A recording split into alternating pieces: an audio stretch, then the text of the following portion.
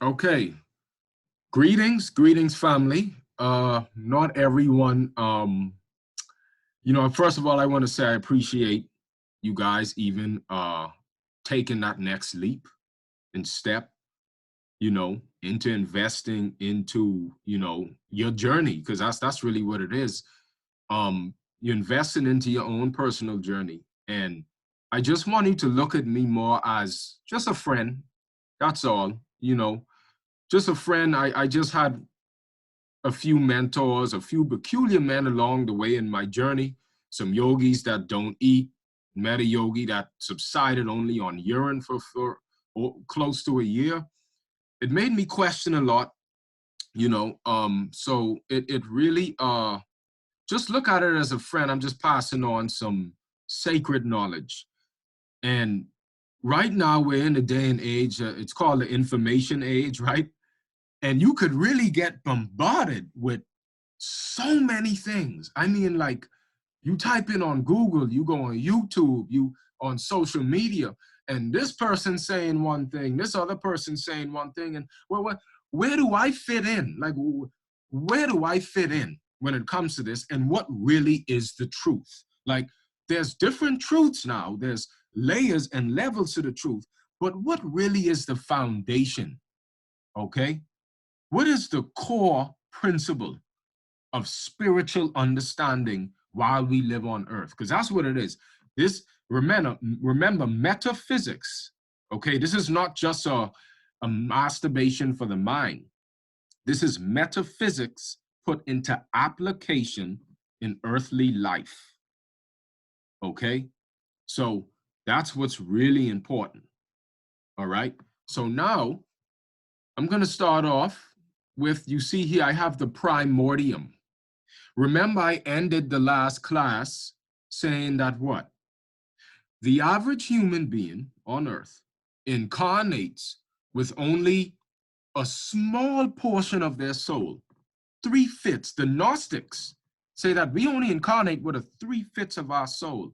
So your soul now is more like potential energy, okay? It's not actualized. And because it lays in a dormant state, which you will come to understand more what I mean by that, it you don't really you don't really use it. You don't really come in contact with it, because the soul is an integrative technology. It's a vehicle. It's not the spirit. The spirit is the breath. The spirit is the active intelligence within you, the spark. It's the spark that's in the vessel listening to me right now. That's the spirit. But the soul is a higher vehicle, a higher body that you can use to navigate other realms.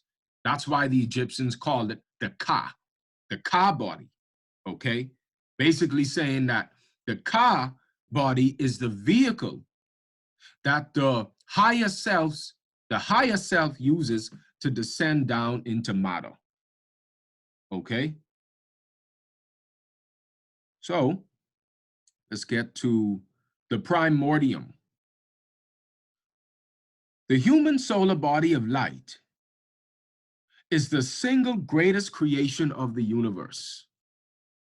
One of the greatest secrets of antiquity revolves around the hidden fact that all humans have the capacity to generate an immortal body from the physical form.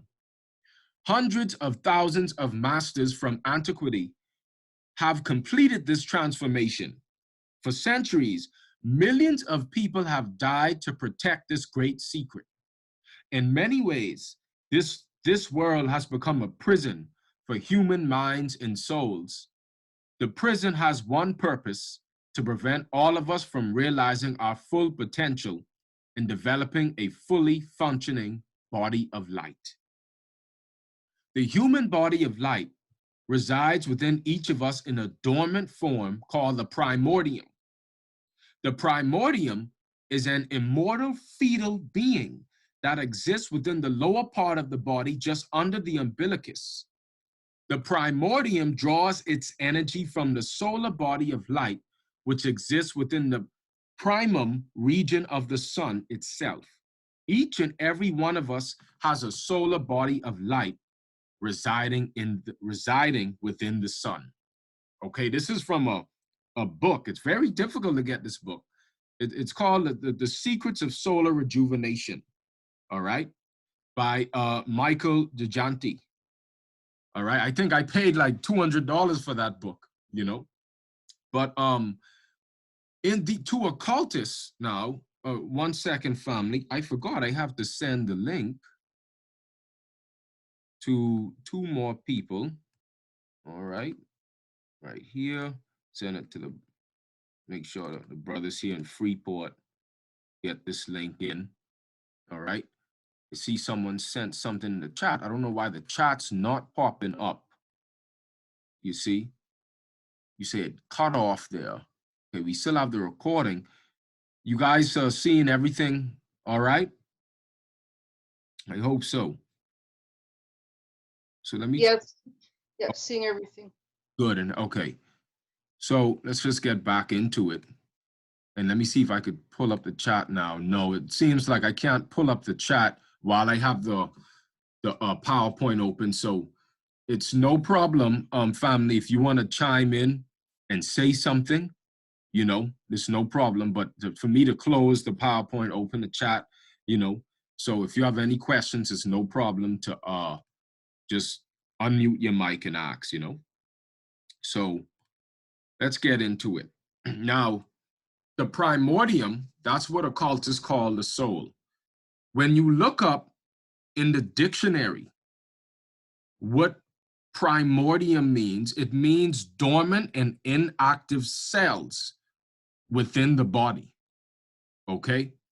Now, remember from birth, from we were born, our parents started to eat stuffed food into our mouth, you know? And here's a problem now. If you have a child, I know everyone did it, so there's no need to feel bad, right? Like when you try to stuff mashed potato into a child's mouth that doesn't have teeth, the problem is there's an enzyme called ptyalin. And ptyalin is the enzyme that's needed to break down starches.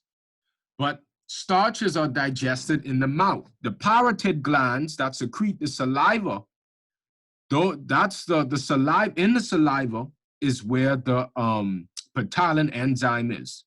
And you need to thoroughly chew and masticate starches in order to digest it properly. Now the problem is with a child that doesn't have teeth yet, they can't fully masticate like the mashed potato or starch, and it'll just sit undigested in their colon. Now, oh, it's cutting out again. I can't hear you. Interesting. You can't hear me. Can anyone else hear me? I can hear you. You're not cutting out.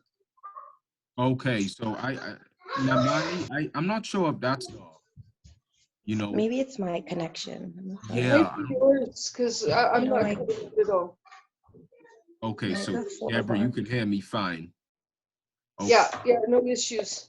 Okay, so yeah, Namani, maybe you could close out and chime back in. Maybe there's a part of your house that has better Wi-Fi.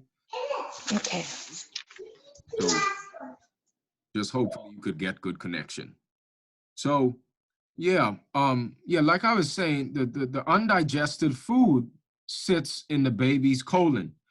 Now, what happens is with this extra added weight, as we start growing up, our body needs to hold on to excess water, right? What they call fat. And it don't mean you don't necessarily have to be fat to have excess fat. You could have excess fat water stored around the heart. You could seem skinny, but still have excess fat in other areas. Now, as we start to grow, this excess fat, this excess water, actually changes how our skeletal system starts to grow. You see? So you ever notice a lot of people are starting to grow with like spinal curvatures, or we have bad postures? It's because we eat so much growing up, and that extra added unnatural weight, the skeleton, the body has to grow the skeleton in a way where the bone adjusts to the extra added weight. And this is where we get a lot of problems with postures, with spinal problems. People have to go into the chiropractor when as simple as dry fasting, doing yoga could actually really help you if you have some back problems or, some problems where you have a spinal curvature. Now, the reason I'm bringing all this up, you see, is because from birth, even from eating, there's certain biochemical processes that go into a dormant state. Okay, the body gets lazy. And we'll cover that much more deeply in session 3. But I'm just saying that there's certain cosmic processes in your brain, that deal with your kidneys, your liver, your colon, that have much higher functions than just digesting food every single day of your life. You see? So there's certain parts of the body that goes dormant, especially the sexual energy. So the primordium, as we mature spiritually, we learn about solar techniques and practices that have the capacity to draw energy from the solar body of light that nourishes and transforms the physical body. During this transformation period, a special kind of primordial cell appears within the body that gradually overtakes the body. In much the same way that imaginal cells form within the caterpillar's cocoon, these primordial cells appear out of nowhere and gradually take over the human body. The physical body will initially fight the presence of these cells and attempt to destroy them. However, over time, these cells continue to appear in greater and greater numbers. During this part of the process, these cells must be protected. These primordial cells ultimately multiply and fuse with the cells of the primordium. The primordium then expands and grows. As it grows, the primordium pushes the host to draw energy from the solar body. So check it, family. You see how these solar atoms, okay, this solar body that starts to reawaken and make changes in the physical body will then push you to do more cultivation practices. It will push you to start to draw energy from the sun, from the cosmos, okay, from the dark star. And notice here, this process continues until the primordial overtakes the physical body and replaces it entirely. The resultant form is an immortal body of light. This process requires varying amounts of time depending upon the individual. Okay? So there's a certain way, when you in the sunlight, there's a certain practice and breathwork exercise where you could actually draw in more light from that solar body. Okay? So the process of initiating the human body of light places energy within the body that catalyzes and accelerates the development of the primordial cells that lead to the development of the body of light. The energy must be sustained by proper diet, light body mudras, and solar light intake. The solar body of light will then seek to merge with the human host and begin the divine transformation. Okay, and it's the same thing, like just dealing like with a caterpillar. A caterpillar, think of it when it goes into its meditative state in a cocoon. That's when the primordial cells start to overtake, and it's a divine transformation that takes place physically, but it's spiritual. So understand, family, the gods that gave you this body have designed the body to work spiritually. The body is a spiritual instrument, all right? It only seems like it's not spiritual because of our death culture, because of the way our upbringing, all right? And the upbringing in the indoctrination camps under the satanic religious orders out of the Vatican, they intentionally kept this knowledge away. Now, here's from a good brother here that I don't know if you follow him on Facebook, but you should be following him. His name is Neptune Love Wisdom. Me and him talk back and forth, okay? And I love how he said this. Well, I don't know if he took it from a quote somewhere, but he posted this on Facebook, and it was in line with my course. And it's, you know, so he says here, in the Zoroastrian tradition, it has been said that the first humans drank fire and ate light. Nothing less than perfection was admitted into creation at the time, when men and women were mere children at the ripe age of 700 years old. Immortality is your birthright, yet conscious immortality only exists as a faint potential, a parallel reality for those who solemnly seek to attain the Christ within. There's a huge difference between becoming conscious on a plane and having control of forces on those planes, and even more bridge building, a continuity of consciousness in each vibratory plane that you've qualified. The illuminated sages of all civilizations have lit the path for us to travel through the exemplification and teaching of right conduct, character, and nourishing life arts like Qigong and meditation. We glimpse the rudiments of the yoga of the immortals. There are different types and grades of gods, masters, and ascended beings. More recently, those who bore the name Dahuti, Maitreya, Christ, or Buddha are but a few disciples from a cosmic order of light bearers, such as the Grand Lodge on Sirius or the Order of Melchizedek.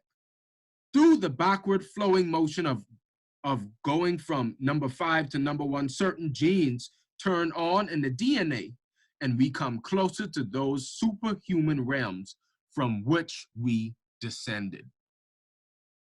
It's interesting when you see that all the points of views from different cultures talk about, okay, a certain practice, or from these particular enlightened beings. You could, you know, as we spoke about in the first class, these enlightened beings, you don't always look at them as alien.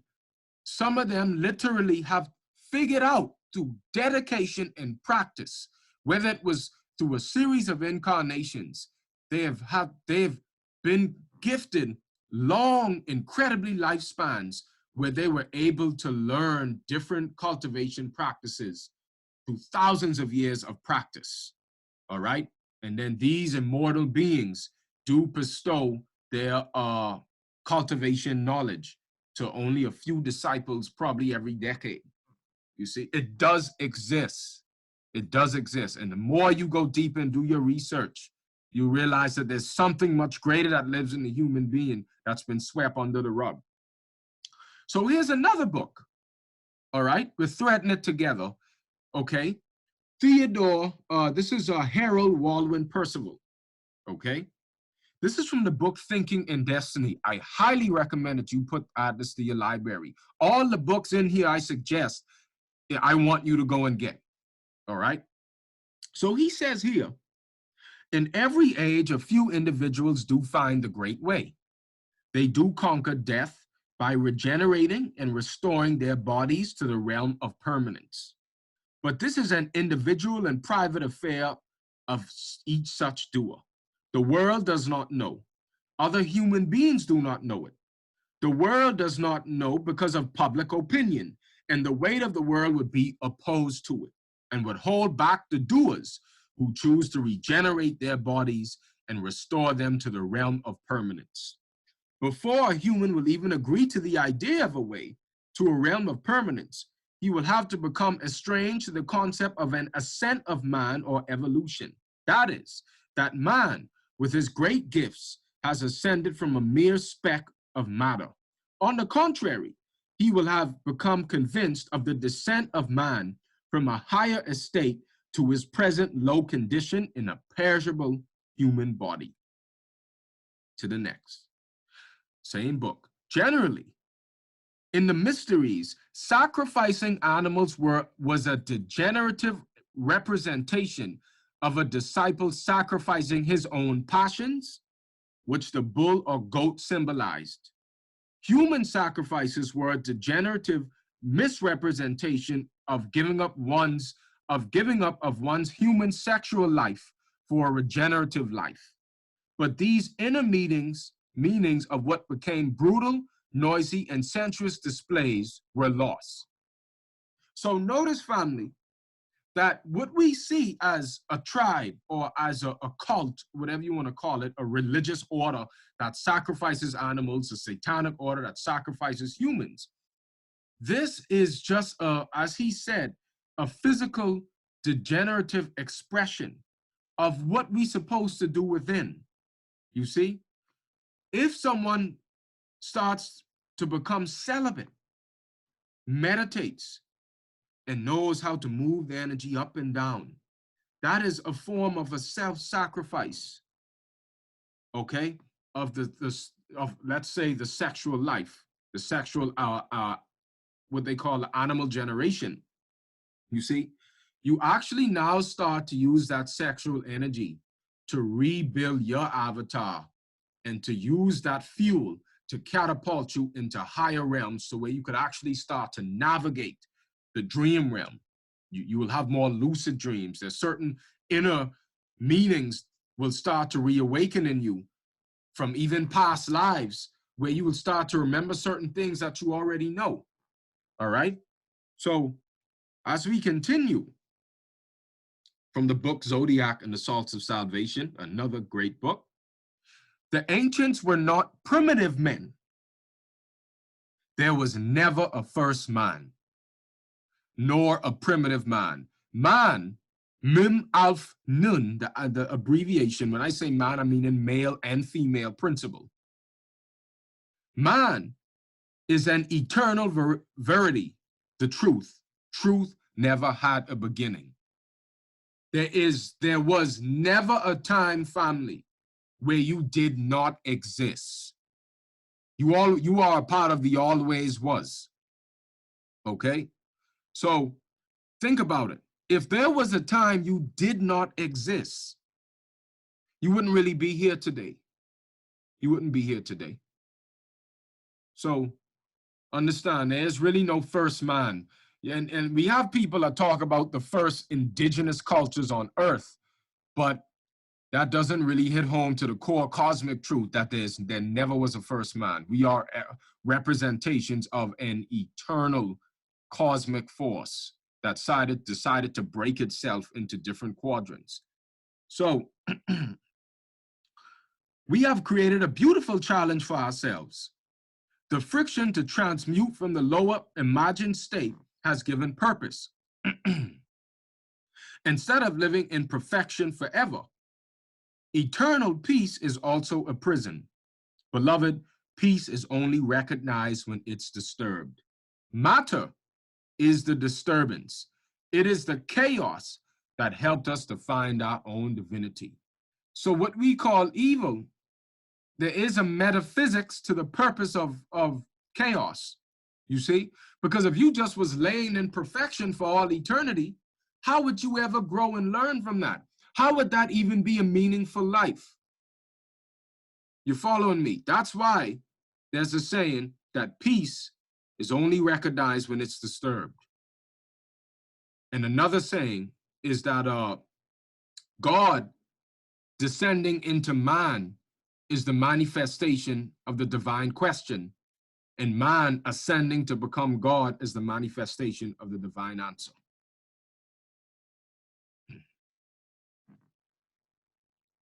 So, when dealing with reality, involution preceded evolution. You cannot evolve to something if you're not already that. It has to already lie dormant within you as a precursor energy in order for you to become that, okay? Design denotes function. So just like, for example, before I read this off, right? Someone that can look into the auras of living things. When a psychic looks at a tadpole, they can see the morphogenetic feel and shape of the frog. So in the tadpole, it already has the genetic precursor energy within it to become that frog or that toad, okay? It's the archetypal design within that guides it intuitively to become that, all right? So it's the same when you look at a human being. you see this divine spark, this like great divine spark of our potential energy, but something has hacked it. Our habits, our culture has hacked that archetypal design, and we get in the way of it. All right? So, in order for evolution to exist, involution has to occur first. The oak tree involutes itself into an acorn, then the acorn evolves into an oak tree, but a different variation and expression of it. The oak tree already exists in the acorn's archetypal DNA programming. The precursor energies are already within to guide the acorn on its evolutionary journey.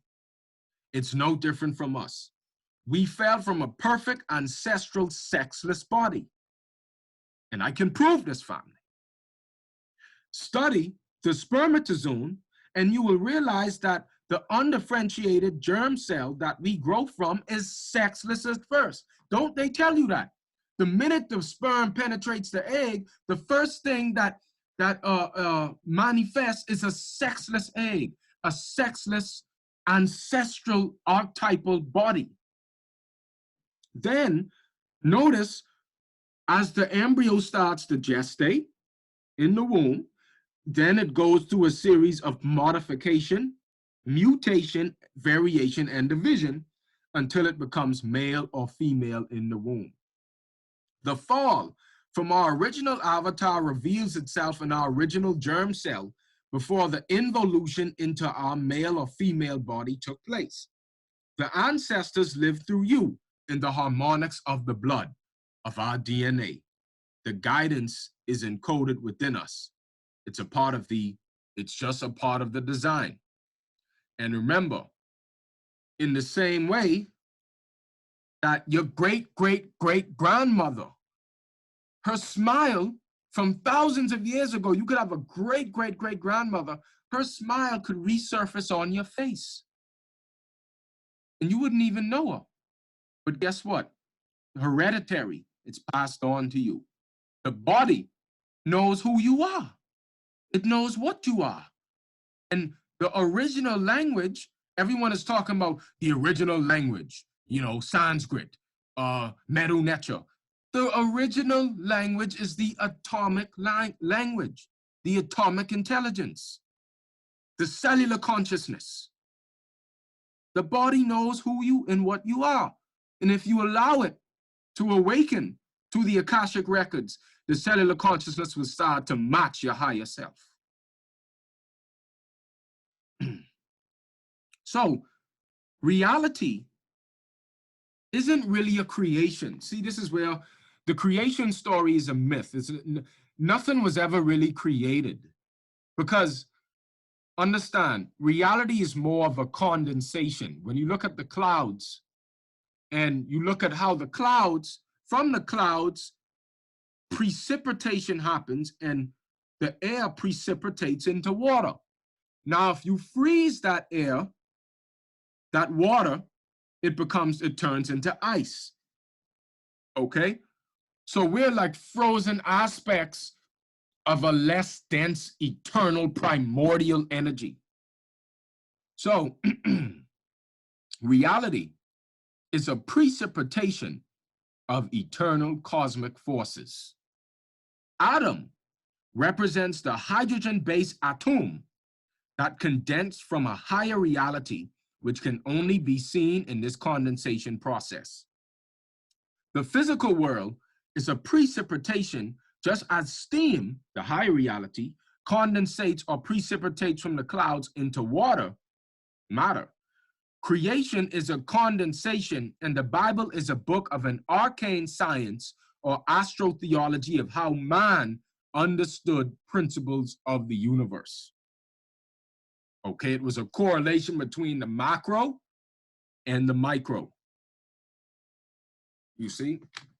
Oh, sorry, 1 second.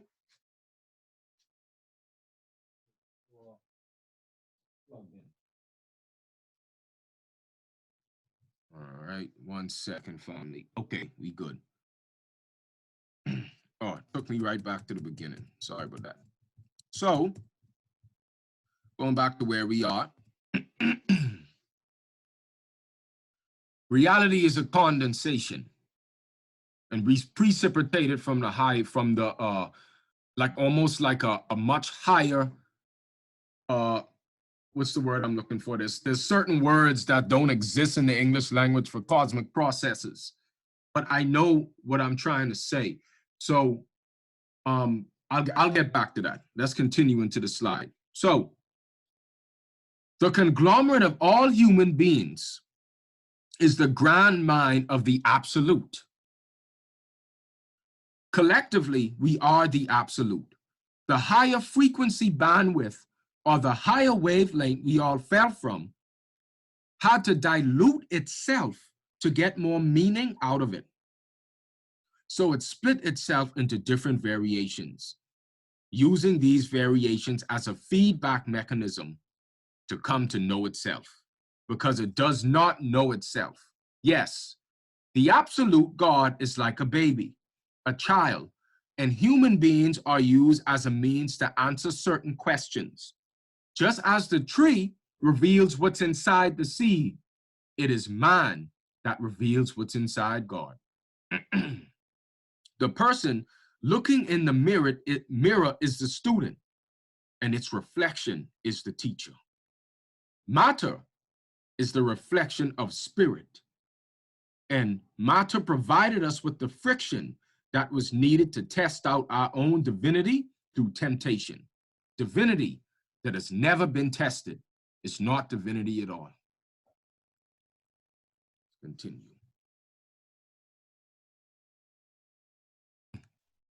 Life is an eternal mystery. There is no answer, only wonder and curiosity. That's why God comes back as a baby to the planet, because it's a mysterious, neutral, divine intelligence filled with wonder. Not so much answers, but many questions. There is no origins for eternity.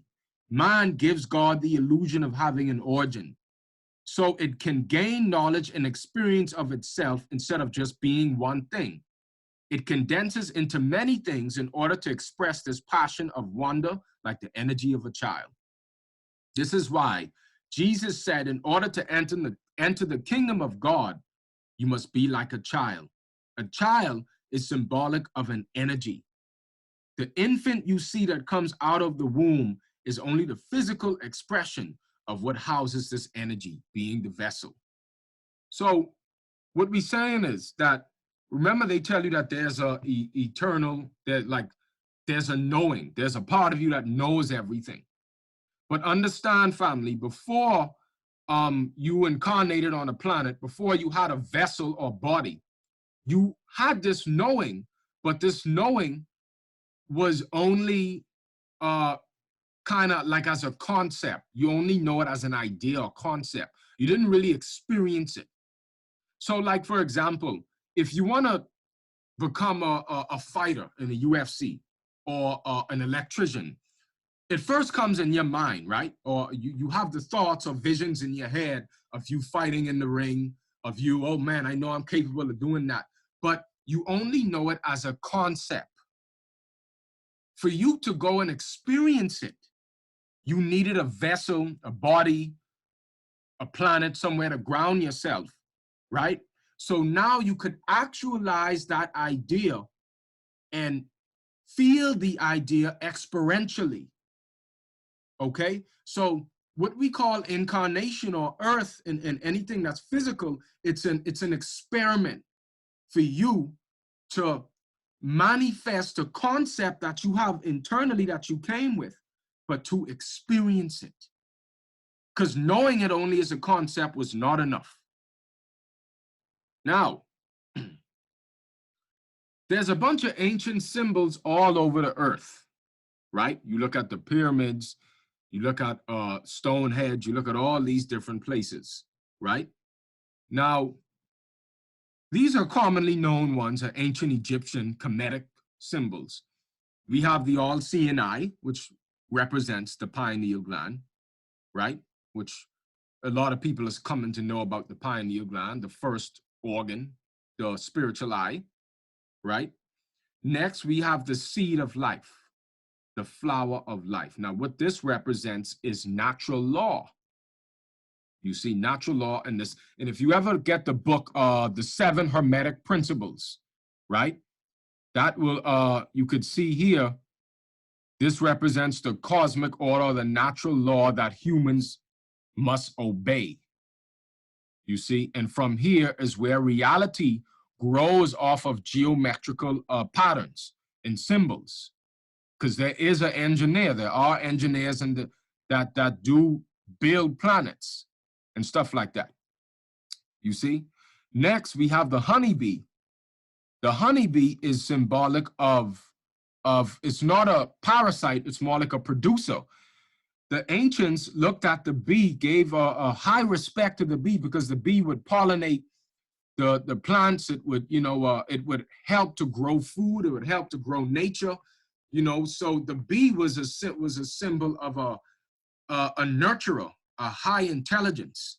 You see, that's why you would see certain symbols with the honeybee. Next, we have the scarab beetle, and the scarab beetle is an interesting insect because it can move backwards, and the scarab beetle could actually move in alignment with the stars, with the constellations. You see, it would change based on how the stars move. So the ancients would learn cosmic principles as well, too, by observing the animation. Because remember, animal represents animation. And family, this is what I said in the podcast before, that the zodiac, the zodiac is like a zoo. It's an animate force, an animation. That's where you get animal from. We were already brought into some level of mind control. There was already an organic matrix put into place. And in this organic matrix, you were your vessel. It was through your vessel and through the cellular salts as these constellations and these frequencies would start to feel themselves or awaken and become almost like self-realized. You are the personalized expression of these constellations. But here's the thing. This is why when you look at your birth natal chart, there's certain constellations that, like Mercury retrograde in certain times of the year, where it's more easier for you to be acidic, especially if your immunity is compromised. So it would not be a good time to try to plant a seed, especially if your immunity of your habits and meditation is not intact. You see, why do you think these stars can affect you? Because they affect you biochemically, okay? There's certain constellations and star systems that can bring an acidic nature in the blood. And this is where you get the bad traits. When you look at your birth natal chart, why they say you got to overcome jealousy. You notice when you read your birth natal chart, it's like damn spot on, right? Why is it spot on though?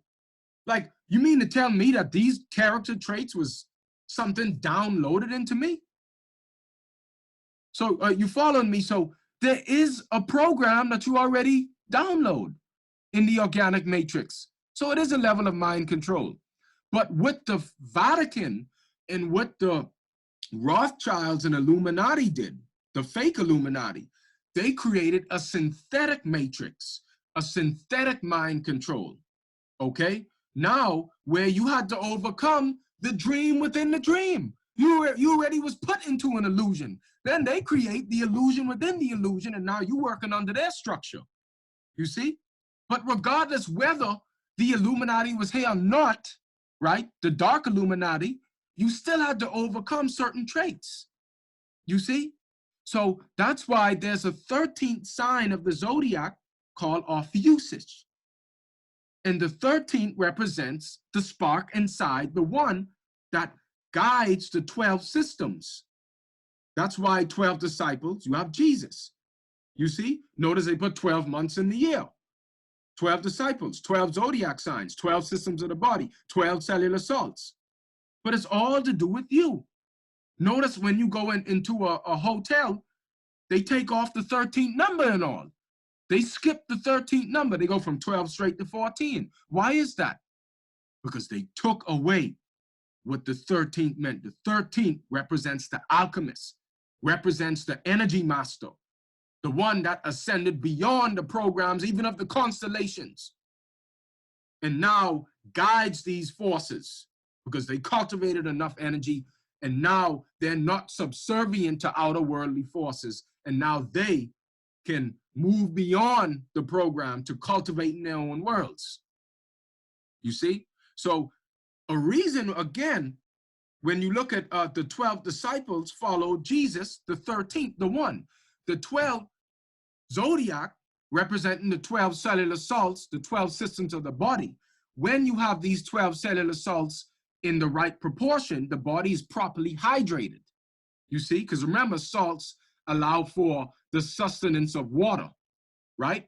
So this means when the 12 systems of the body are working in synchronicity, you have chemically perfect blood, okay? So your body is a laboratory, like a mixing, like a alchemical mixing, and you're creating this concoction, right? To experience different variations of the self. And that's what the cell is. The cell has a consciousness of itself, but it's a reflection of your internal state.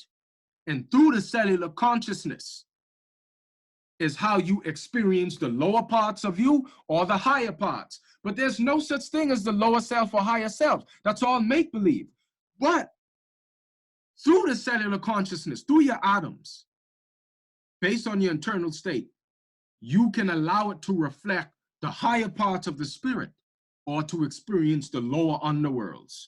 Okay? So there's no such thing as higher and lower self. It's just one continuum of one energy.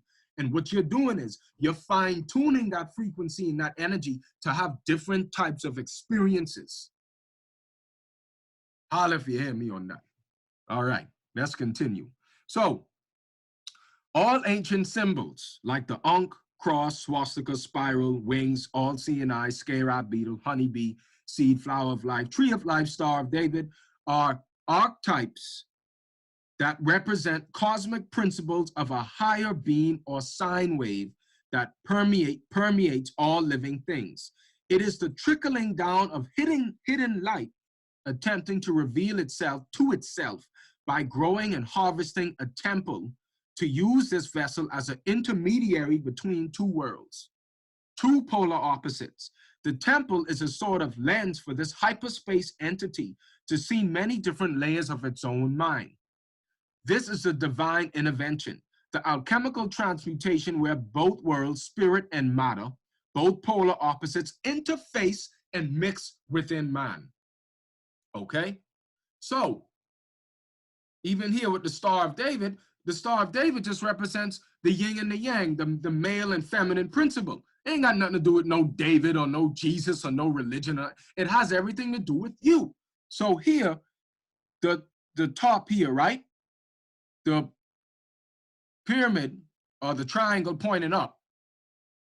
Notice when you driving and you see the yield sign, right? I think the yield sign is the upside down triangle, right? This could represent the womb. That represents the feminine principle. You yield, you have to surrender, you have to allow, right? And the one pointing up is the masculine principle. And this represents the balancing of both energies, you see? And then here to the left, the left and right wing represent the left and right hemispheres of the brain, you see? And then we have the Ankh right here. This will represent the womb. It's an archetype. The Ankh is an archetype. There's many different layers of the meanings. This could be the phallus, the male and female. You have the left and right wing. The pineal. What the pineal does too, it balances the function of the left and right hemispheres of the brain as well, you see? So this is also represents a higher, more proper brain function. All right? Let's continue. Now, these pictographs, these ancient symbols now, it's pretty deep when you look at how our ancient progenitors and our ancestors really did this, you see? So these pictographs are, if you look at it, let me just read this off first before I explain. So our ancestors carved and left ancient symbols, archetypes, geometric shapes dispersed all over the earth. Many of these archetypes are DNA triggers in hopes that the children of the light, us, would one day remember who and what they are. Spiritual plants like ayahuasca and many others were heavily protected and hidden away from the beasthood, all so you could remember who and what you are. That is the biggest secret. The goal of our ancestors was to protect our true identity, to dilute the darker archonic forces over human souls and rekindle the fire within to pierce through the levels of mind control on the planet. So even like crop circles, right? The geometric design in the crop circles also could, you may not know what it is when you're looking at it in your conscious mind, but your subconscious knows, you see? And that particular geometric pattern could actually help to rekindle or rebraid certain ancestral knowing or DNA within. All right. Now, remember we talked about in the first class about the dark star, okay? And how we're getting closer to the black sun, the central sun, the dark star. Now, emanating from the dark star is like the parent frequencies, okay? And our metaphysical parents are fighting their way through for us, their children, and changing the dynamic of the cellular archives in the human body temple that has been perverted by soul jackers. The spirit father organ, pineal gland, and earth mother organ, pituitary gland, are the consolidated, dense expressions of electric and magnetic synchronistic energy patterns that unlock the dormant cells in the brain to guide man to higher intuitive thought sine waves, which over time alters the nature of the cellular hierarchies to become portals, demanding a frequency shift out of this parasitic paradigm that man has suffered for thousands of years. Once again, allowing man to gain access to the 66 trillion years of experience that the oversoul has encountered, remembering enough to free him or herself from their own amplified appetites of third density. Ooh, that's a mouthful. Man is an entity that is harvested by the cosmos.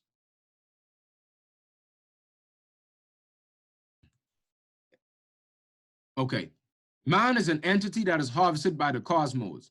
The gestation period of the embryo in the womb is a nurturing process of undifferentiated raw cosmic material being consolidated into an expression of the universal mind that we call man. Man is not an expression that was created. He, she is harvest. He, she is grown like a tree. A tree's purpose may be to produce ripened fruit, while a cosmic celestial alignment wants to produce a perfected man, ripened spirit, produced by man's body plant. God is the seed. Man is the plant. Man's roots are precipitated from the higher worlds. It is the cerebrum, the upper brain, that is developed first in the embryo. The nerves are the branches of man growing from its roots, upper brain, to form all other organs and cellular communities. Man is an upside down tree. So even where they get the myth of Satan falling from heaven, right? The angel that fell from heaven, it just represents the pineal gland, the cerebrum, descending and condensating from the higher worlds in the womb. As the gestation period goes on, the first organ that's developed is the cerebrum, the pineal gland. And the reason that kind of correlates with the story about Satan being the dark angel is that the pineal gland is mainly activated in the dark. Okay, it's a night light. You see, even if you get good on your meditation, you will your eyes will be closed and you will see a light, a luminous light. If you point your eyes up to your forehead, you'll see a luminous light. And the pineal is an organ that starts to spin. It has a certain spin orientation as it becomes activated. The pineal gland deals with the invisible realms, you see? So anything that's invisible, remember, you basically in darkness, you see? So that's where we get the first organ that descended, the first angle is the cerebrum. It all deals with you. All these mythologies are just dealing with you. The feminine principle reflects nature. The masculine principle reflects the cosmos. The masculine principle always represents the non-physical or the metaphysical cosmic signatures of higher divine intention that guides nature. It is the law that animates nature, giving direction to nature's actions. Thus, the feminine principle, Mother Nature, cannot be disconnected from its masculine counterpart, the cosmos, the planetary spectroglyphs. The celestial bodies broadcasting the angels of higher thought give direction to nature's animation. So, even when you look at, for example, a man and a woman, right? Being the embodiment, the male and female, two different principles. A man is more cerebral, is more, could be more in thought. You ever look at a man, he could lay down and think all day. He wouldn't even have to move, you know? He could just lay down and think all day. Whereas a woman feels more, she feels more in tune with herself when she does things. Like she's always on the move, right? She's more body conscious. That's why, you know, a woman, you know, you could live with a woman and she'd want to move the couch around, the bed. Yeah, you know, I just tired it being the same. So she'll move that around. She want to go do this. She want to go do that. She'll fill up the whole day with a bunch of stuff, you know. Whereas a man, he could just be in his thoughts. You know what I mean? So that's where you get, you know, where a man could, that's why they say a woman brings a man out of his mind and into his body. And a man can bring a woman out of her body and into her mind. Let's continue. So we are here now. We are at, well, as we've been talking, I had to kind of bring a metaphysical breakdown. Session 3 is more of the physical, the biochemistry, the body functions. But I just wanted to at least break down the metaphysics, what is beyond the physical. And now we get to the fall of man, Garden of Eden, a transmutation of the avatar from the higher forces to the lower forces. So, the first account of creation in Genesis chapter 1. I'm going to read it off. Genesis chapter 1, verse 26. Then God said, "Let us make mankind in our image, in our likeness, so that they may rule over the fish in the sea and the birds in the sky, over the livestock and all wild animals, and over all the creatures that move along the ground." So God created mankind in his own image. In the image of God, he created them. Male and female, he created them. God blessed them and said to them, "Be fruitful and increase in number. Fill the earth and subdue it. Rule over the fish in the sea and the birds in the sky and over every living creature that moves on the ground." So interesting that when you look at this type of man, in this account of creation represents a man that was made in the image of the gods, okay? One that had more subtle ether elements that sustained his body, okay? We weren't eating gross material. We didn't live off of gross earthly material. So this represents more of a human hybrid God, right? And notice they said to rule and subdue over the earth. Now, the second account of creation is quite interesting.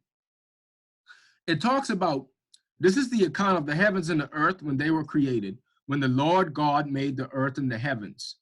Now, no shrub had yet appeared on the earth, and no plant had yet sprung up, For the Lord God had not sent rain on the earth, and there was no one to work the ground, but streams came up from the earth and watered the whole surface of the ground. Then the Lord God formed a man from the dust of the ground and breathed into his nostrils the breath of life, and the man became a living being. Now check it, family. This man nowhere it says was he created in the image of the gods. And it says that this man was formed from the dust of the ground. And notice this particular Lord God, notice the word Lord now. In Genesis 1, they don't use the word Lord. They use Elohim, the gods, right? In Genesis 2, they use the word Lord. When you look up Lord, that represents what? Like something that's superior, superior over you.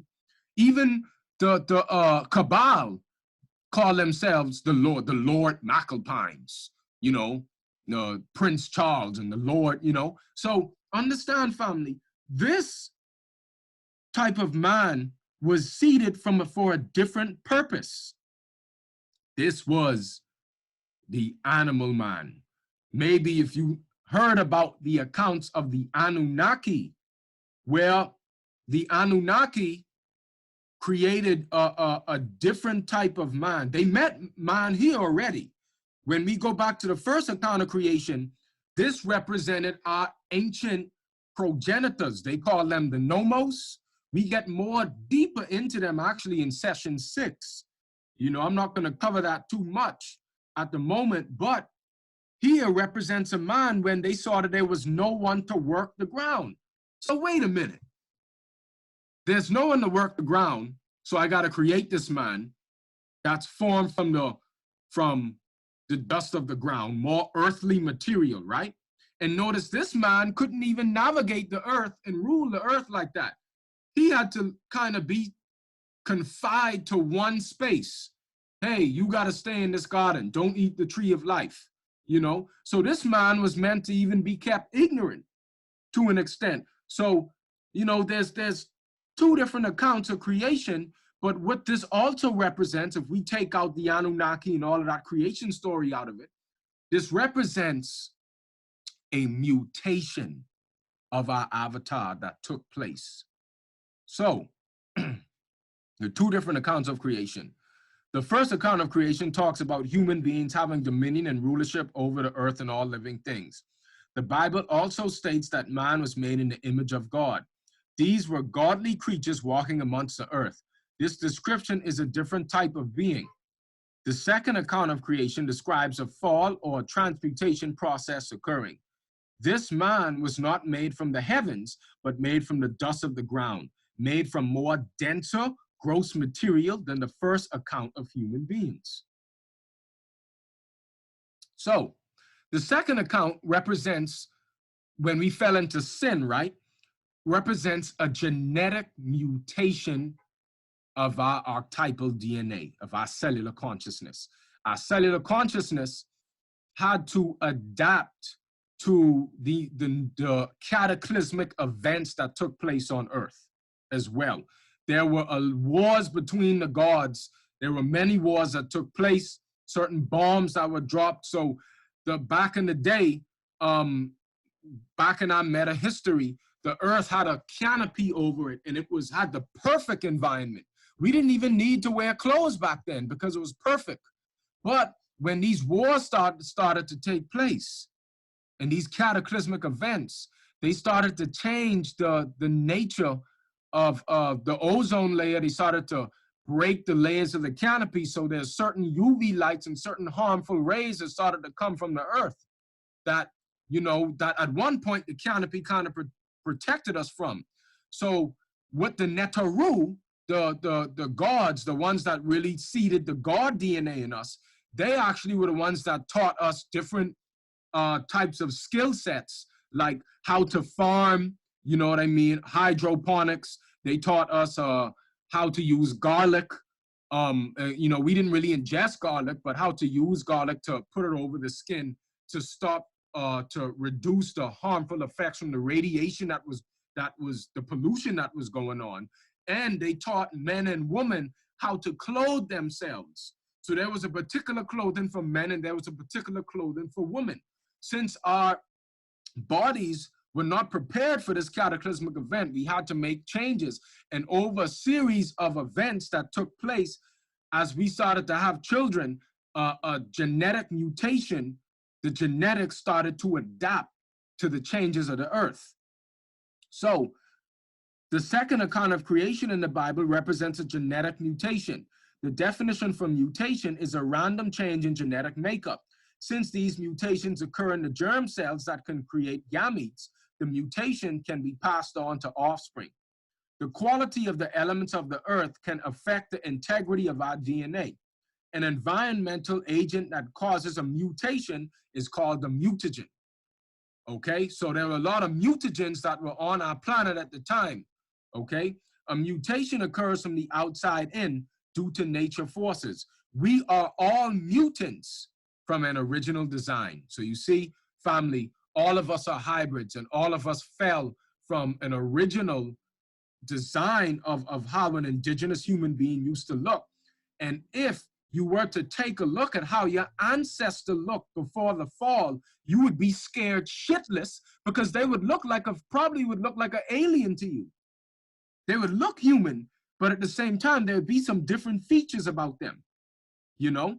And we even had giants back in the day. So we are genetic mutation. So to understand this further, there's two types of cells. There's the germ cell, right?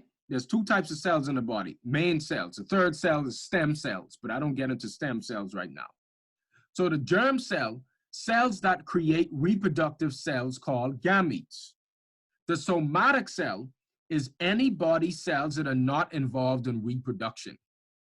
Most cells in your body are somatic cells, skin cells, bone cells, red blood cells. Germ cells are only found in the gonads. Gonads are the ovaries in females and testes in males.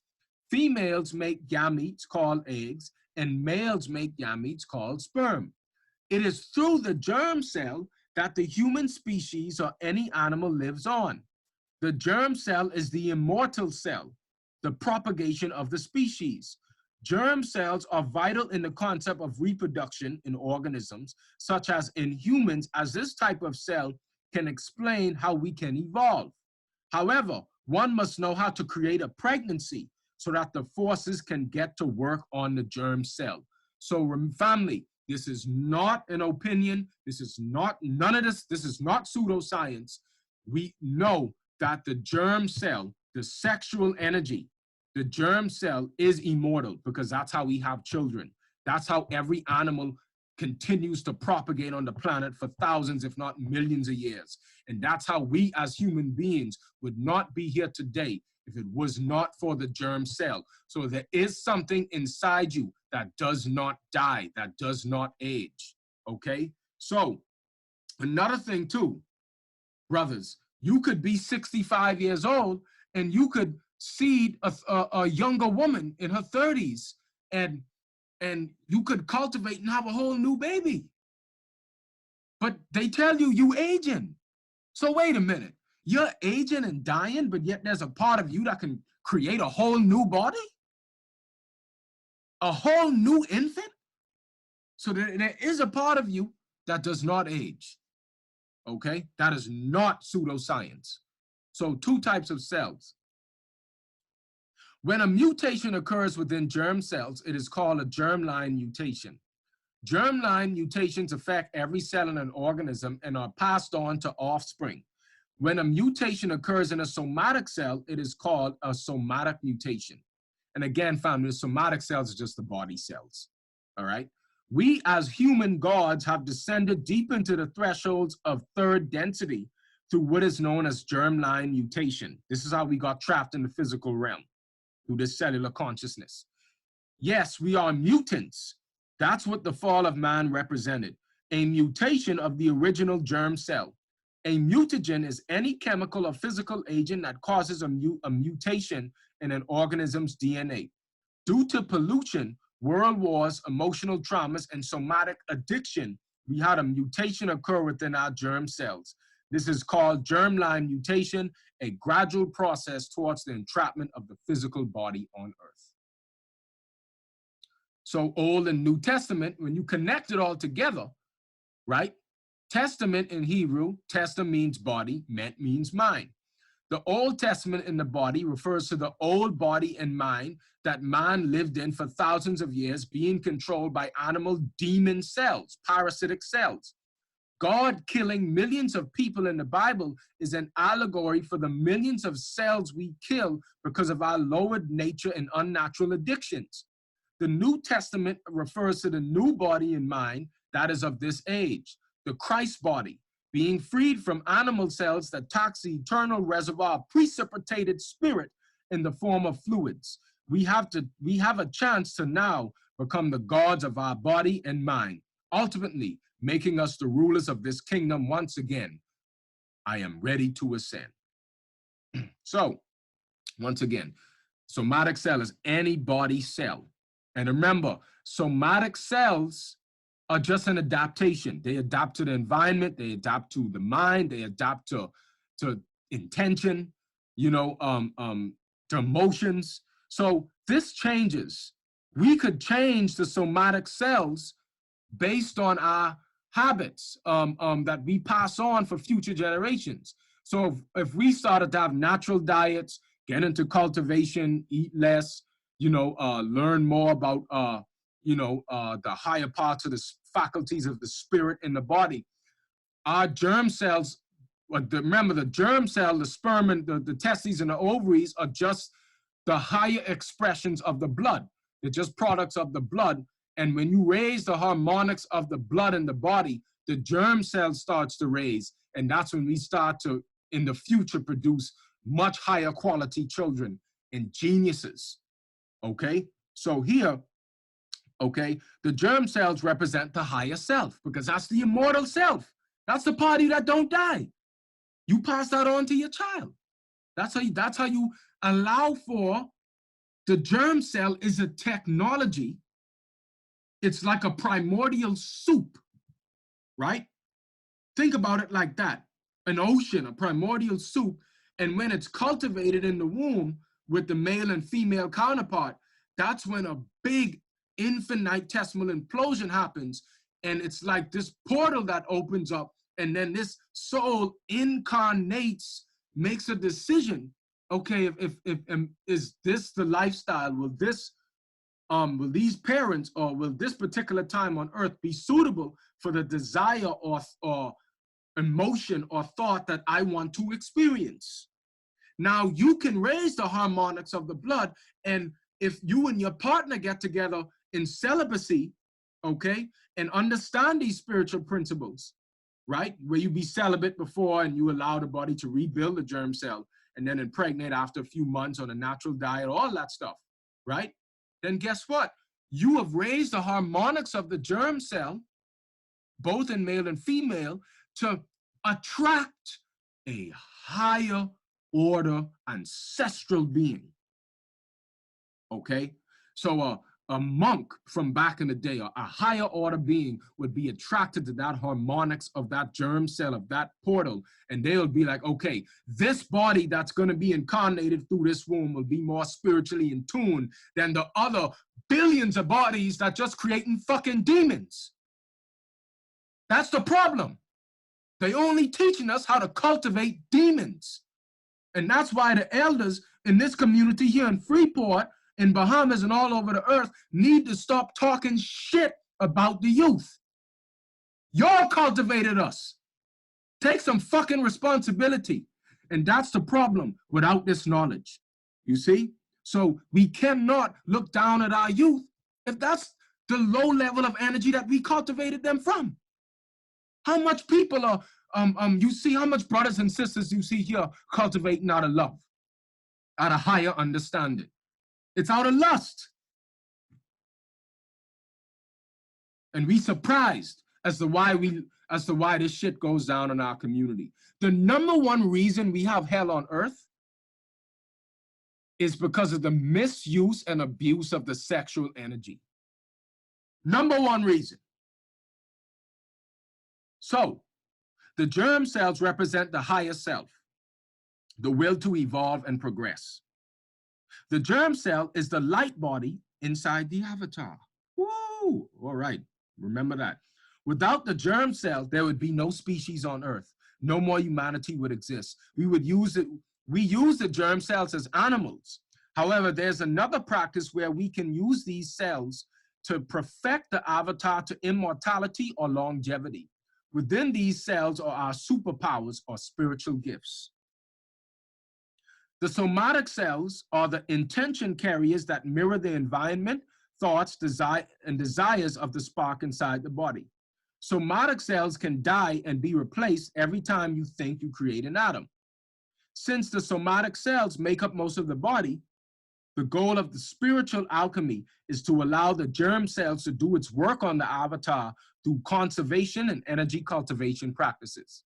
Semen retention and consistent meditation transmute the immortal germ cell to do its work on the body. Much like the caterpillar having its own primordium where it transforms into a butterfly. All right? So it's a term called to this where it's called supersexuality, using the immortal germ cells to awaken the supernatural.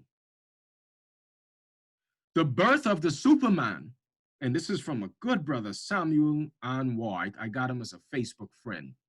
Brilliant in his book. I think it's what's the name of the book? The Perfect Matrimony. The Perfect Matrimony. The birth of the Superman is an absolutely sexual problem. We need to be born again in order to enter into the kingdom of the heavens. The Superman is as different from man as lightning from a black cloud. Lightning comes from the cloud, but it is not the cloud. Lightning is the Superman. The cloud is man. Sexual regeneration activates the powers that we had in Eden. We lost those powers when we fell into animal generation. We reconquer those powers when we regenerate ourselves. Just as the worm can regenerate its body and the lizard's its tail, we can regenerate our lost powers in order to again shine as gods. By studying the life of animals, we discover very interesting things. If we cut a serpent in half, we can be sure that it has the power to regenerate itself. It can totally develop a new half with all of the organs of the lost half. Most worms of the earth and sea also have the power of continuous regeneration.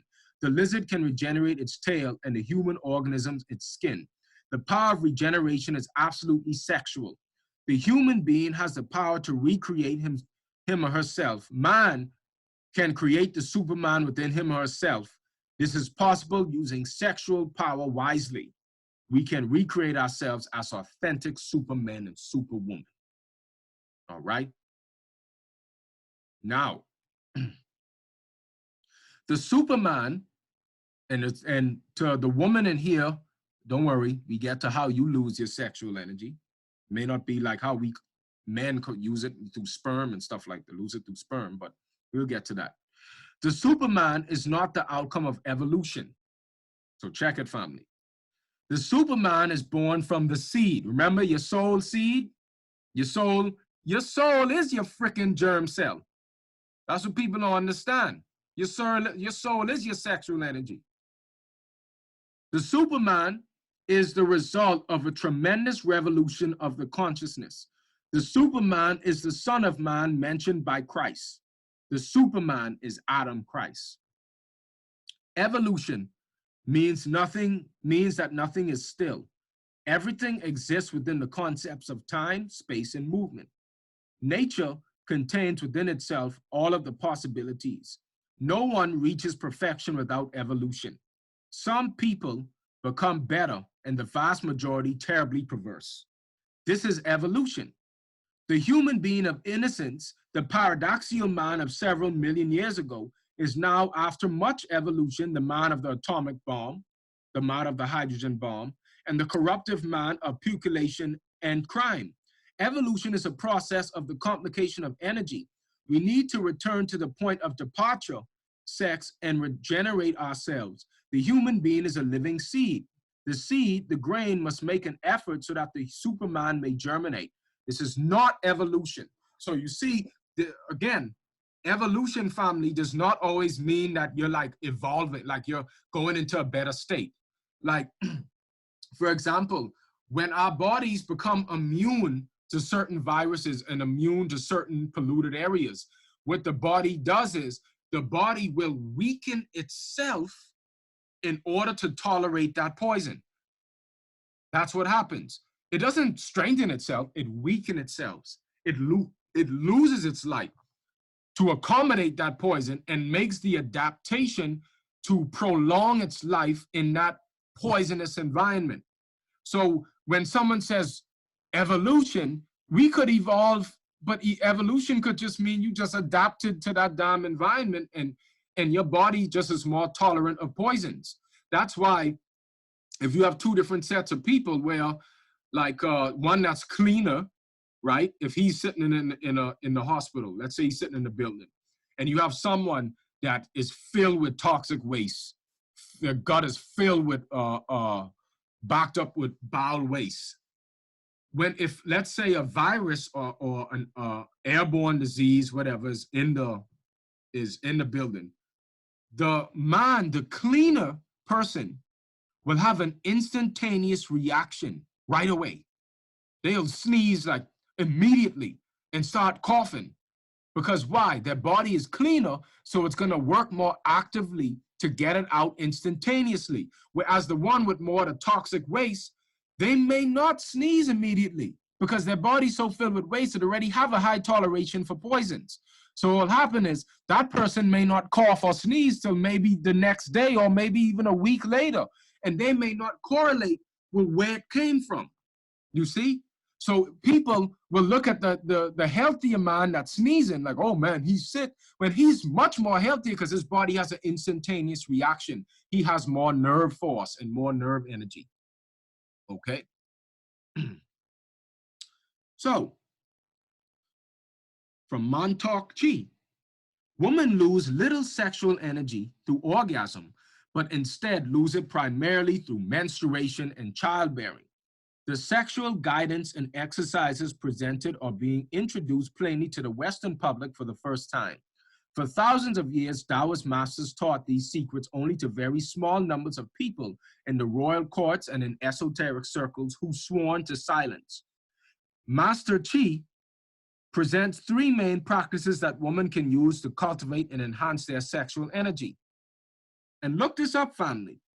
You know, look it up, sisters. The ovarian breathing, the breast massage, and the orgasmic upward draw. When this practice is mastered, one can experience a total body orgasm that is beyond ordinary vaginal orgasm without losing life force energy. A series of exercises with a jade or stone egg is used to strengthen the urogenital and pelvic diaphragm, the muscles of the vagina and the glands, tendons, and nervous system. The practice can shorten menstruation, reduce cramps, and compress more life force energy into the ovaries for more sexual and creative power.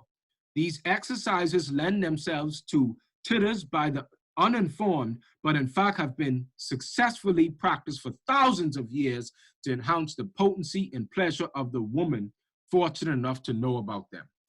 All right? Now, let's continue. The embryonic soul seed. All right? Christ means oil in Greek. And this reveals a grand secret that God comes to you in the form of an oil or secreted fluid, which is neutral, and then split along a narrow path or narrow passage between the pineal and pituitary gland. Is this why heaven has a narrow path? As the cone-shaped pineal spins, it precipitates higher gaseous thought signatures from the fractals of light commanded by the divine law or mind. The Bible is 100% right. There is a Savior that is resurrected and comes back, but you must look at the true physiological germ seed filled with etheric spiritual essence condensed from the celestial bodies that knows how to get rid of sorrow, pain, disease, and mostly, which is mankind's greatest enemy, death. The Savior is an internal physiological process that cleanses the body to eternal life. The Holy Bible, along with the other 66 missing books, is meant to guide dense entities to a more gaseous state, to teach man how to conquer death or how to actually have a different type of death that the ancient Egyptians and the Cometians taught in their secret order.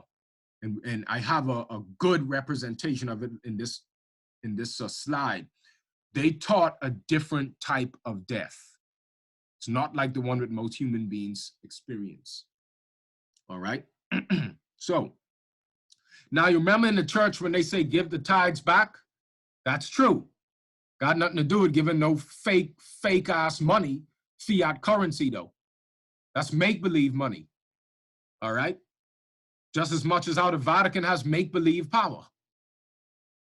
The meaning of give your tithes back to the church is a physiological process within the human body, the real church. The gift of God is the fluid secreted in the cerebrum, upper brain, that falls down the spinal cord to the solar plexus, lower region, navel procreative area. The fluids, what we call sperm or the testes or ovaries for women, must ascend back to the upper brain from where it came from, the cosmos, through sin-free living.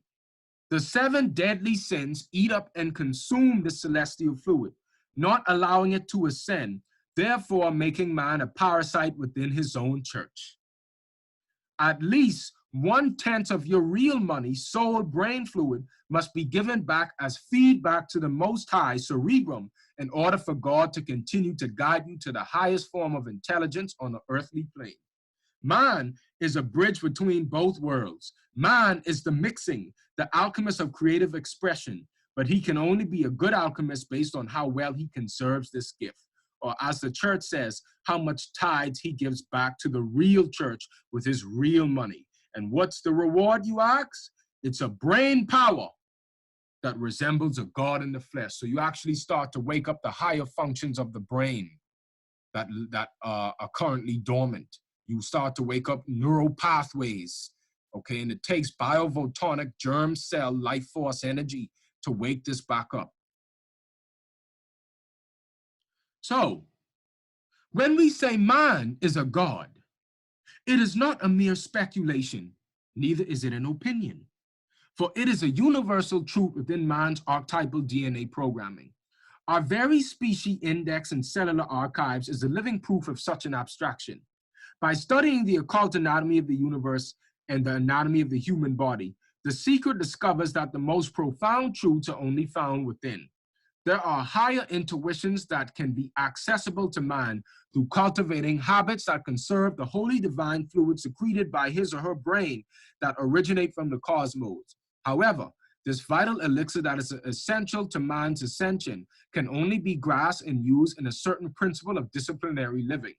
The 7 deadly sins that the Bible expresses are all actions or desires that man has that robs him of his own intelligence, robs him of his own eternal elixir that allows him to be an alchemist that spiritualizes matter, therefore allowing him to gain full control of his mind and body with the use of his or her attention, soul energy concentrated.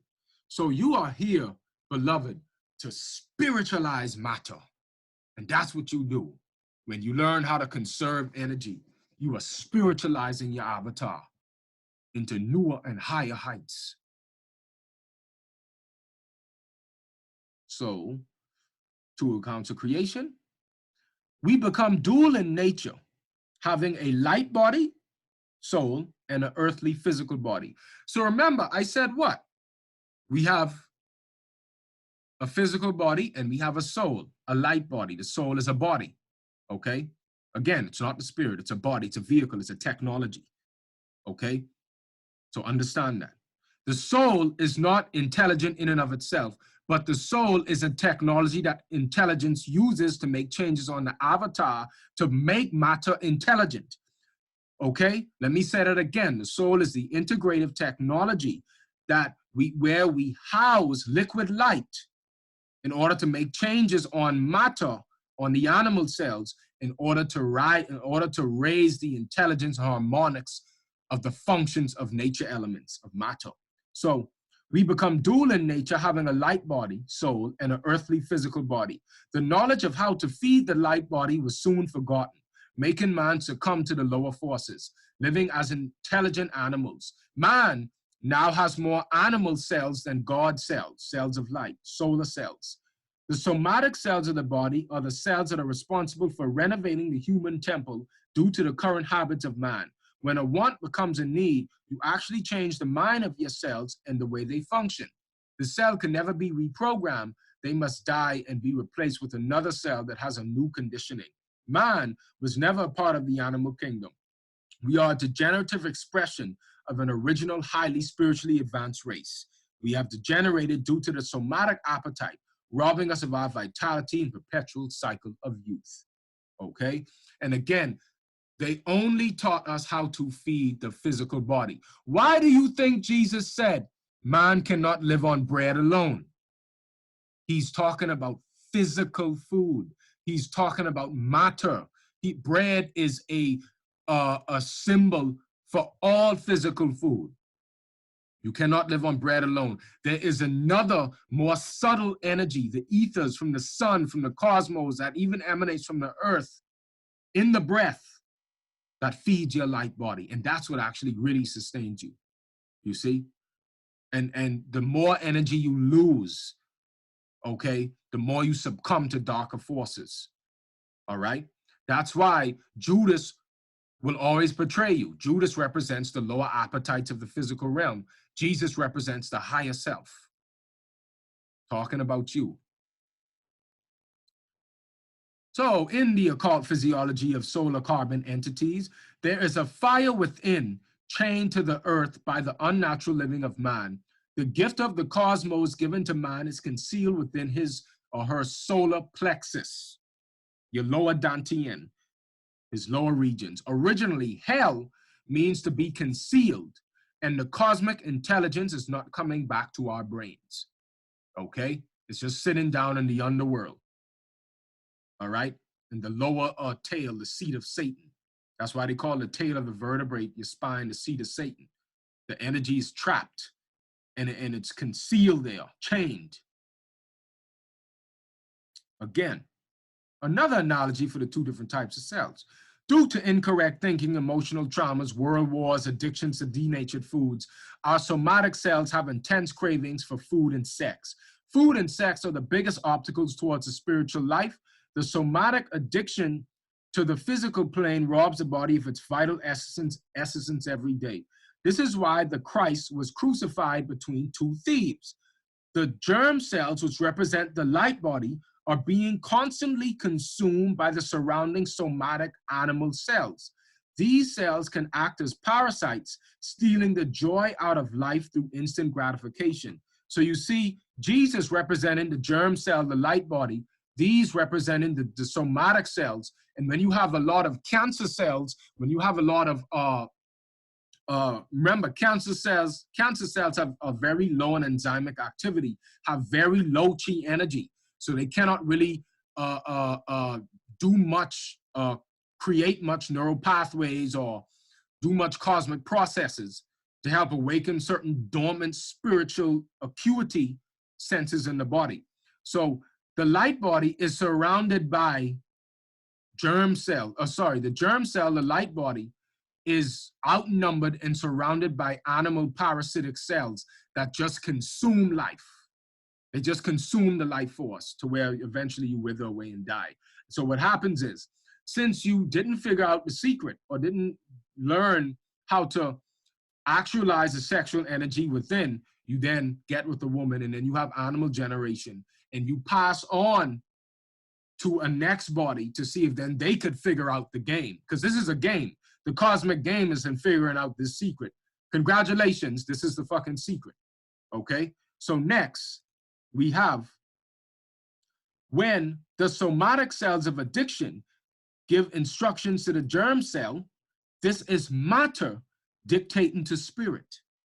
When the germ cell, with energy cultivation practices, give instruction to the somatic cells, this is spirit dictating to matter. Spiritualizing the avatar comes only from a process known as sexual alchemy, changing the nature and programming of the atoms to match the higher forces. Spiritualizing the avatar is the ability to mutate the DNA from the inside out using the vital germ cells. So with your energy cultivation practices, with a certain type of eating, when you get to food and drink mastery, to sexual mastery and stuff like that, you then get to the point where you actually cultivated enough energy to where your brain power and your mental power and your intention could change your DNA from the inside out. The 13th, guiding the 12 zodiac, the 12 animate forces, the 12 animations, the 12 animals, right? Systems in the body to guide them. And now they're under your power. And you make changes on the avatar. How do you think the immortal yogis got to this point? How do you think when you watch all these when you see these comic books, these are X-Men, you know, and Marvel Studios, they talk about dormant potential powers within the human species. Check. So, remember when Jesus was crucified, there was a word, an abbreviation, right? INRI on the cross of Jesus' crucifixion, representing the fire, air, and water, earth. That's if these numbers, these letters, each one represents an element of nature, right? The 4 elements are living beings conscious as their functions only. These are not intelligent beings.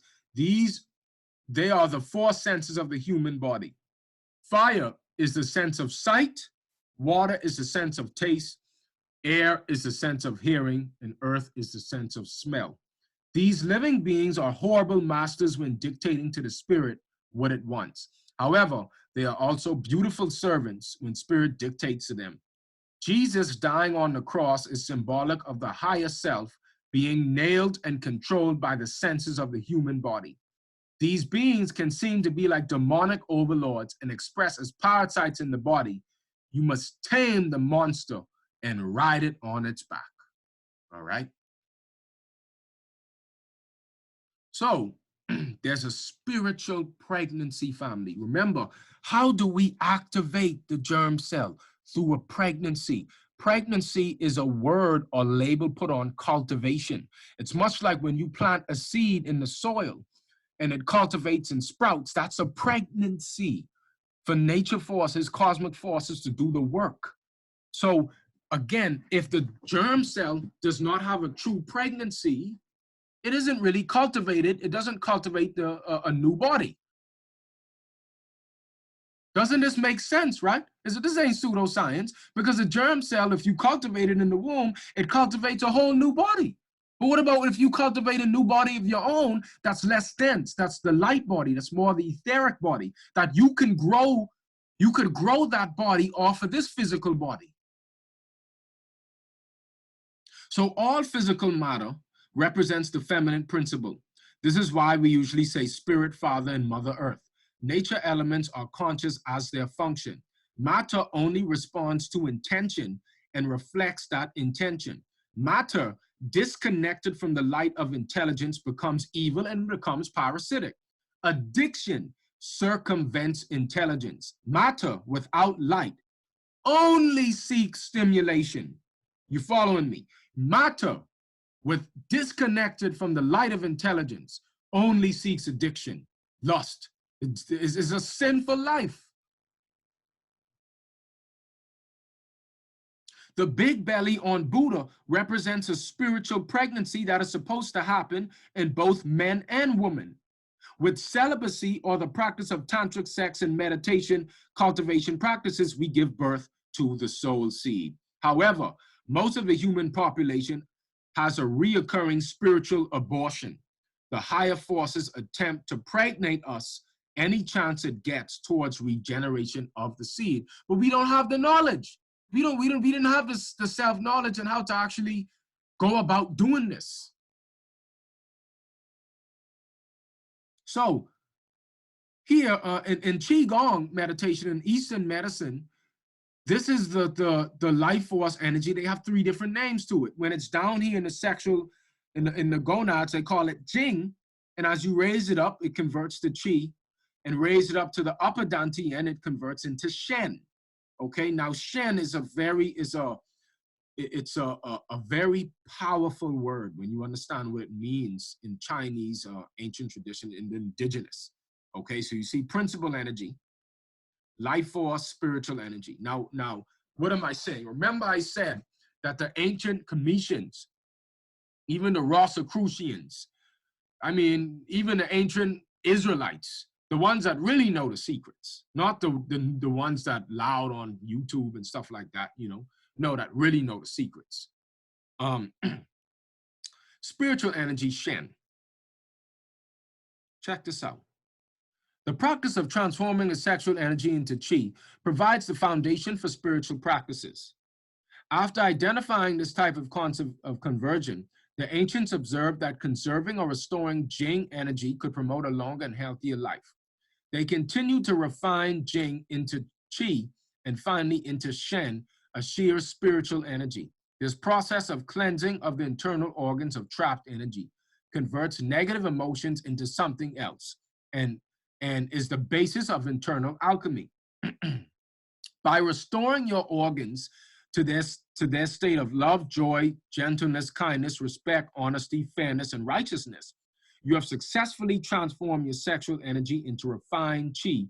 Your spiritual development will begin as you create your subtle bodies and give birth to yourself on the astral plane. What does the Bible say? You have to be reborn again for eternal life, right?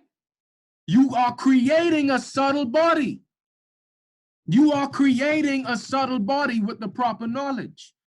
And with this subtle body, which they call the Shen body, it starts off as a seed, and you have to nurture it over time to where the vessel in the body you could use and it could actually navigate other realms.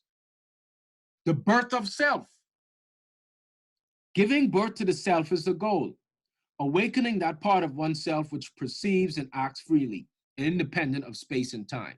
The birth of the self is the actual process of energy conversion that leads to the formation of a subtle body.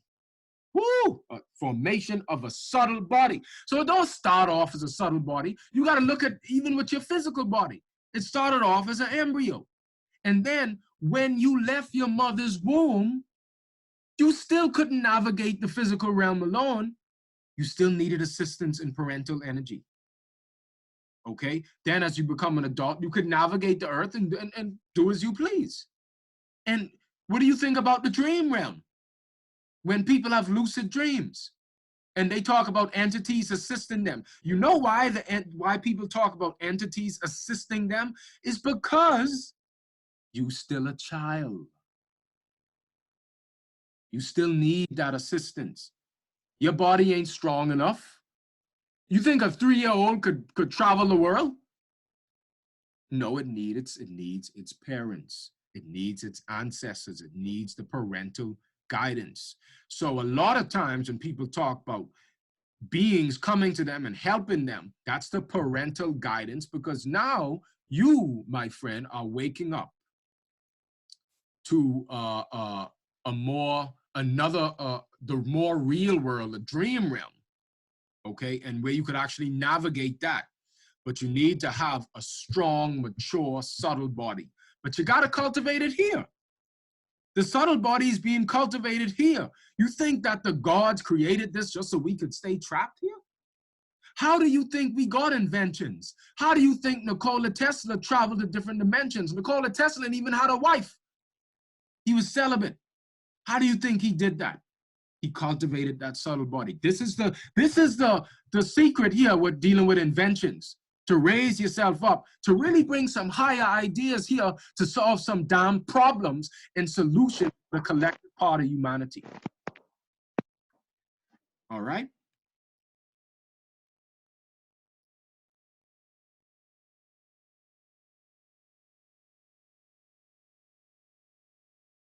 So this is from the book Qigong Meditation.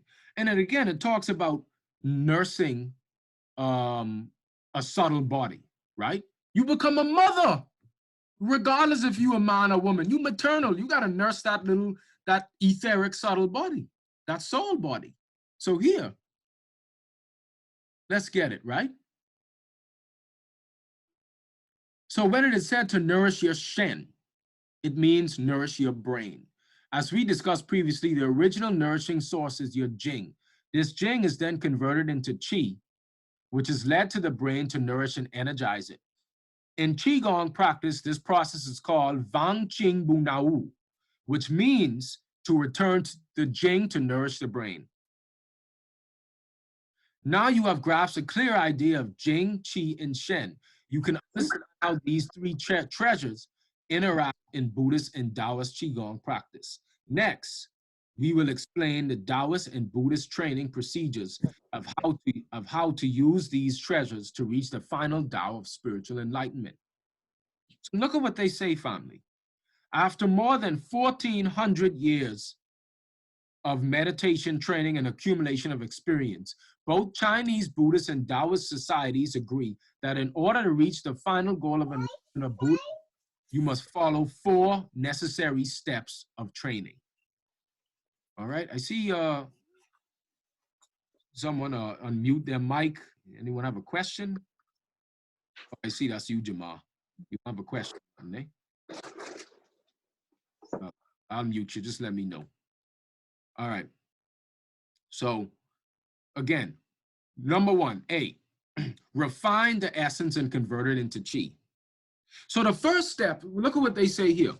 100 days of building the foundation. So you have just 100 days of just basically learning how to breathe into your lower dantian, into your sexual gonad, testicle, ovarian area, to where you charge it up and you want to raise it up to convert it into Qi. You have to lay the foundation. So that's like the soil, the womb, so to say. So you're developing a subtle etheric womb. Okay? Next, 100 days of building the foundation. Second, B, purify Qi and convert it into Shen. Then when you lay the foundation to even have a womb, you have 10 months of a pregnancy. So now you have to nurse that embryo. You're nursing it, okay, with the cultivation practices. And all you're doing is the proper diet, getting efficient solar light, being out in nature, you know, it's a dedication to the practice, you see, where you have now 10 months of pregnancy. C, refine Shen and return it to nothingness. Then after now it's like an embryo or an infant. Now you have 3 years of nursing that infant subtle body, okay? You have 3 years of nursing it. Then D, crush the nothingness, where now you then have 9 years of facing the wall. So let me read it here. Now it's a decade of actually growing that subtle body to where it's mature. So you could actually use it to navigate the more subtle other dimensions. You can see that the Tao of reaching enlightenment or becoming a Buddha requires years of training. It covers 4 stages of conversion training. First of which is the formation of a spiritual baby embryo, 100 days of building the foundation, which is commonly called Shang Tai or Li Tai. This is followed by 10 months of nourishing and growing, 3 years of nursing, and finally 9 years of educating this baby Shen. Okay, you see that? 9 years of educating this baby Shen until it matures and becomes independent. So you see a lot of the real true education when you start to really get into deep levels of meditation, you start to access the Akashic records, you start to access higher knowing, but it's so you could remember and educate yourself now on how am I now going to move beyond into these other dimensions? Just like when you're in a lucid dream, you don't know where you are, but if you spend a lot of time, because you have people in lucid dreams, you could go to sleep or you could get in a deep meditative state and leave your body. There's yogis that have that power. Either way, sleep and deep meditation, same thing, right? You could leave and you've developed that subtle vessel now. You could leave and you educate yourself, because how do you learn how to navigate around? How did you learn how to navigate Earth? Didn't you grow here? Didn't you go through years of education, from trial and error, from learning from elders? Didn't you go through all that? So what makes you think you could just blast off into the etheric realm and, oh, well, I know everything? It don't work like that. That's where you meet friends. That's where you have these entities. That's why people talk about these shadows coming to them. They get all spooked and scared. No, man, they come in to assist you. And I had a lucid dream where I spoke to, spoke to a higher, maybe it's my higher self, but then I came back, like I said, in the podcast, and I got some books and some topics, and that led me to this. It's deep. It all led me to this. You see? So my inspiration came from a lucid dream. So it is a personal experience for me, but I'm not like where I could go back into the dream. I still have some things I have to take care of here on Earth, of, certain, getting my diet in order, getting the tantric sex in order, but I don't have to be perfect to pass on the message. I don't have to be perfect. I could pass the message on. So look at what they say, right? The final goal of enlightenment and Buddhahood, you must first build up an independent spiritual energy body, meaning a spiritual energy body that's strong enough to be independent from the physical body. Then, check it, after your physical body is dead, this spiritual body will continue to live eternally and will not re-enter the path of reincarnation. That's how deep this goes. It's a different type of death, family. So even when we talk about immortal, I don't just necessarily mean you living in this one immortal body. It's different types. So, when you look at this pentagram, we come into the end. This is the last few slides. The people call this a satanic pentagram, right? Because, it's inverted. Usually when you see this, you think of evil, right? But what it really actually represents is the inverted pentagram. The inverted pentagram symbolizes the 4 elements of nature dominating spirit. The 4 elements also represent the 4 sensory organs of the human body. Man, dominated by his senses through overstimulation, dissipating the light of intelligence. So you see, we have air, which is the sense of hearing, fire, which is the sense of sight, earth, the sense of smell, water, the sense of taste. These, the sensory organs of the body, are dictating to spirit, your life force, your germ cell, your spirit. And basically, this is when you invert the energy now, where you just kind of, basically, that's what Satan represents, right? Satan represents a slave. You're a slave to an appetite. You're a slave to an entity. You're a slave to these forces inside you, and you're working for them. You see? Next, the upright pentagram symbolizes the 4 elements of nature guided by spirit. The 4 elements also represent the 4 sensory organs of the human body: mind guided by the light of intelligence, his high intuition; spirit guiding matter to source. All right? And then we have, as you see, the 4 senses of the body, the 4 elements of nature: spirit, upright. This could even be symbolic of an upright posture, keeping your spine upright in deep meditation, bringing the energy up, cultivating the energy so that you're not subservient. All right? So, when matter dictates the spirit, parasites that live inside human bodies can create an enzyme that makes you crave for food that sustains their life. You automatically become a host and are unaware that these cravings you would literally die for are not yours. How can you ever come to know yourself if your molecular structure is being manipulated and constantly changed due to parasites in second-order spirits that thrive on your emotional imbalance and create thought forms that can only exist by consistently instigating you to live in bad habits of sin, which constitutes the brain distortion. A distorted brain is like an open portal for second-order demonic entities, allowing your vessel to be hijacked with much less resistance. Let's give a round of applause for our gluttony on junk, alcohol, drugs, and lust for stagnating the spin orientation of our pineal gland, which is the organ that connects us back to the source of life.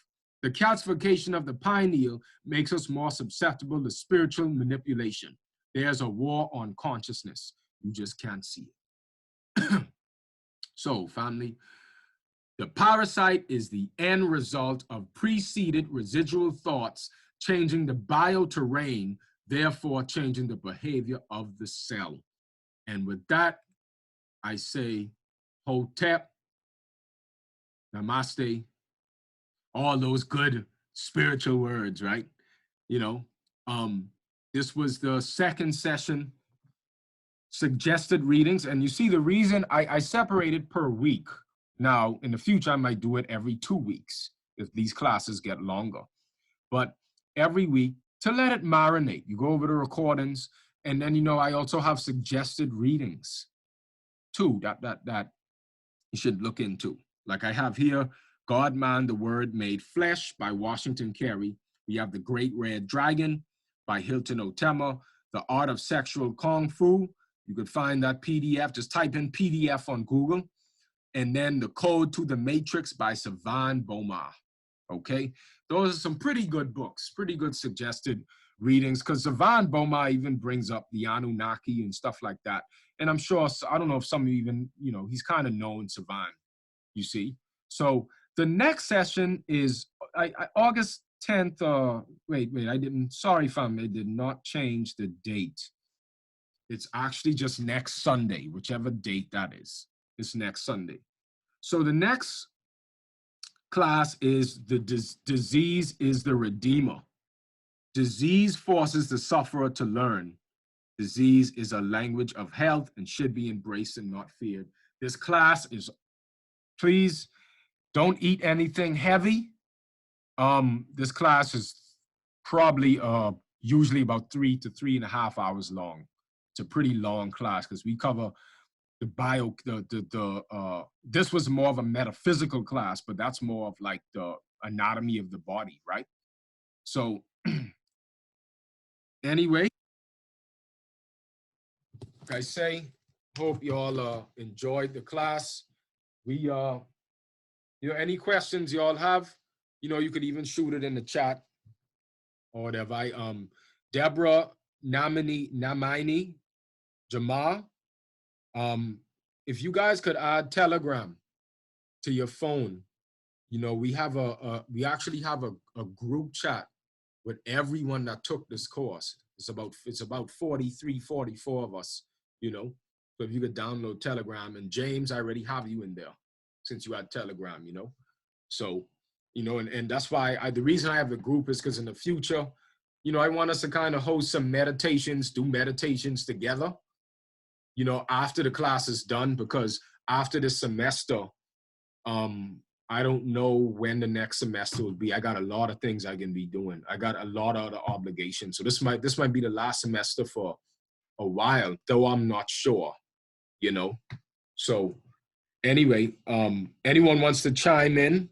I'm gonna unmute you guys. Hope that so far you found value in what you you know, what you paid for. So, but if not, straightforward. You guys have a good day, man. You know, I'm just gonna probably go out, get some sunlight, get some grapes or something. Let's go chill.